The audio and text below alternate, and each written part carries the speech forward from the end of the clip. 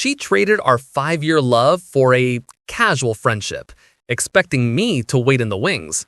I agreed. Now she's realized her mistake, but the man she dumped is already gone. She destroyed the love. I just followed her instructions and became a stranger. The desperation in her eyes? That's her problem now.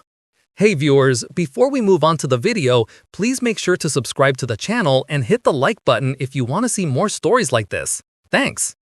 I think we're better as friends, Leo. The ice in my scotch tinkled as I paused, the sound echoing in the sudden silence of the restaurant booth. 5 years. 5 years of shared dreams, a mortgage application waiting on the counter, and the ring I'd bought tucked away in my sock drawer. All of it reduced to a single, neatly packaged phrase she delivered across a linen tablecloth on what was supposed to be our anniversary dinner. I looked at Sarah. Her eyes, usually so expressive, were strangely flat, calculating. She wasn't asking, she was presenting a decision. She'd always hated confrontation, so she'd chosen the most expensive, most public stage to deliver the blow, ensuring my reaction would be contained. She wanted the drama, but she also wanted the dignity of walking away from a quiet man, not a broken one. She was swirling the Cabernet in her glass, avoiding my gaze. I just need space to figure out who I am outside of us, she continued, the words polished and hollow. And I need you in my life. You're my best friend, Leo. We can still be that. I felt the expected surge of anger, the desperate urge to yell, to plead, to throw the wine in her carefully made-up face and demand to know how she could erase 5 years of history with a cliché. But then a cold, clear silence settled in my mind. She had handed me a script, and for the first time in our relationship, I decided to follow it perfectly. I picked up my own glass, taking a slow sip of the smoky, peaty liquid. Okay, I said. My voice was calm, almost conversational.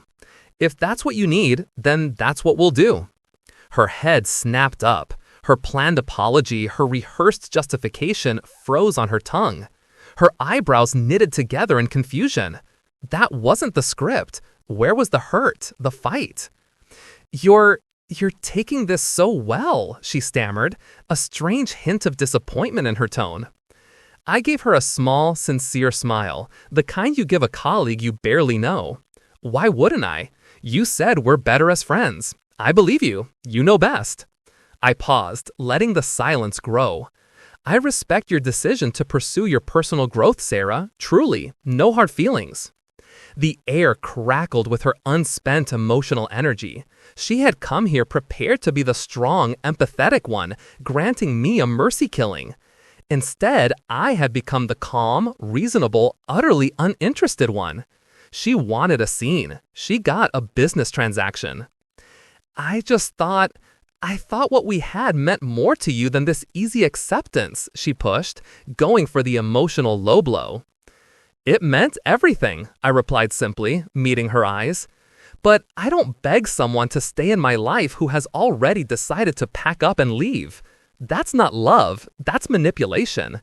And friends, I finished, my voice softening just enough to be chilling, don't manipulate each other. The victory was mine, quiet and absolute. She fumbled for her purse, her composure completely shattered. The strong woman had vanished, replaced by a nervous wreck who realized she hadn't just ended the relationship, she had given away her emotional leverage. I'll text you about the rest of the stuff, she mumbled, rising from the booth. Sure, I replied, already signaling the waiter. Take care of yourself, Sarah. Good luck with everything. I watched her walk away, a solitary figure retreating into the night. I paid the bill, left a generous tip, and drove home. That night, I didn't cry. I didn't drink. I just opened a new checking account, filed the mortgage documents in the shredder, and tossed the engagement ring, the one meant for my fiancé, into a pawn shop box. My life wasn't ending. It was simplifying. The first text came 4 days later. Hey, can we talk? I miss our life. I was at the gym, hitting a new personal best on the bench press. I wiped the sweat from my brow, waited an hour, and then typed out my reply. Sure, what's on your mind? Everything okay? Her response was immediate, fast and frantic. "No, Leo. I mean, I miss you. Like, I miss us. This feels so empty." I sipped my protein shake, scrolling through my feed. I saw a picture of her out with her coworker, Ethan, the one she swore was just a friend, but had been texting until 2 a.m. for weeks before the breakup. "Yeah, starting over can feel weird," I replied, keeping the tone light, friendly, and noncommittal. "It'll pass. Focus on that space you needed." "Are you serious? That's all you have to say?" I waited until the next morning to respond. "I'm sorry, I was really busy with work last night. But hey, I just finalized the trip to Iceland. Excited!" I knew what she wanted. For me to panic, to chase, to prove she was right, to assume I'd be her safety net. Instead, I gave her updates on my travel plans and my newfound obsession with rock climbing. I was treating her like any other casual acquaintance who might drop a line on social media. 3 weeks later, the escalation began. She called at 11:30 p.m.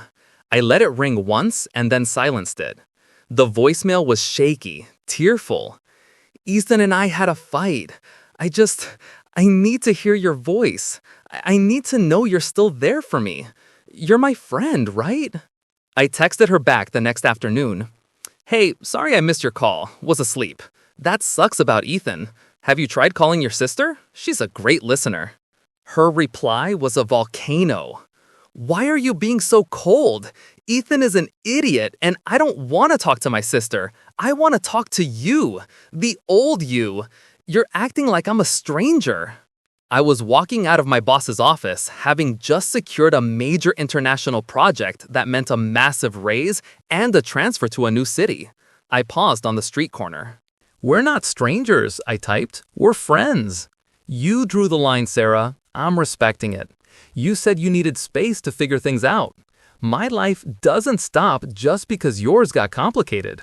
That's what being an independent person, a friend, looks like." She didn't reply for days. The silence was the sweetest victory yet. She was realizing the difference between a friend and the man who would drop everything to fix her life. The man who had been her everything was gone, and the friend was too busy living his own life to notice hers was falling apart.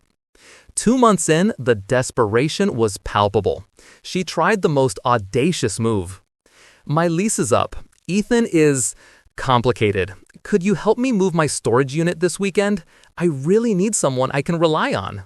I laughed out loud in my empty apartment. "Can't. I'm in Lisbon this weekend, celebrating the end of my contract. Try the TaskRabbit app. They're excellent." "Lisbon? You're ignoring me for a vacation?"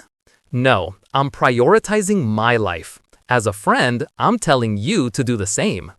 She left me on read for nearly a week. I had erased her from my mind as completely as I had erased her pictures from my walls. When she finally reached out, the text was a final, frantic lash out. "You're so heartless now. You're a completely different person. The Leo I loved is gone." I stared at the screen, and for the first time, I felt a flicker of something close to pity. She hadn't changed at all. She still wanted the world to revolve around her orbit. I typed out the response that sealed the deal, the one that perfectly articulated the cost of her friendship demotion. "Nah, I'm the same. You're just seeing me from a different angle. What you're seeing now is the friend version, the version who has boundaries, who's emotionally unavailable, and who doesn't prioritize your drama. You wanted a demotion. Congratulations, you got the full acquaintance package." The next time I heard from her was on her birthday. I didn't send a text. I didn't even remember the date until a mutual friend mentioned it. I used to buy her something elaborate, take her on a weekend trip. Now she was just a date on the calendar, fading into the background noise of my new life. She showed up at my new apartment, a place she'd never seen, on a cold Friday evening, 2 weeks after the Lisbon trip. I opened the door to find her a wreck, tear-stained, shivering, and smelling faintly of cheap whiskey and that vanilla perfume she used to wear just for me. "He cheated on me," she choked out, her voice raw. "Ethan cheated on me. I realized I made a huge mistake. I was calling you, texting you, begging you, and you acted like I was nothing." I leaned against the doorframe, crossing my arms. I looked at her, truly looked at her, and I felt nothing. No anger, no desire, no pity. I didn't act like you were nothing, Sarah, I said, my voice steady and low. I treated you exactly how you asked to be treated. We are friends. Friends support each other's decisions, even when they're bad ones. Friends don't offer free therapy at 3 a.m. Friends don't rush back to the ex who dumped them the second their rebound fails. You were supposed to wait for me, she wailed, the tears spilling over now. The messy, real kind, not the performative ones. You were supposed to be the safety net, the one who would take me back because you loved me. You don't get to hate me for taking your words literally, I said quietly. You had the keys to my home, my heart, and my future. You gave them back and asked for an acquaintance card instead. I can't be your emergency exit, Sarah. I'm busy building a life I didn't know I wanted. A life without drama. A life without you. I stepped back, reaching for the door. You should go. Now. She stood frozen for a moment, the full, final realization hitting her. I was not angry. I was simply gone. She was begging a ghost. Her shoulders slumped, and she turned away, walking down the hall, silent this time. Her last text came a week later. Maybe we could try dating again. Just a coffee? I miss the way we were. I stared at the message, a contented smile touching my lips. I was on a date with a woman named Amelia, someone who was direct, funny, and valued boundaries. I typed my reply and hit send.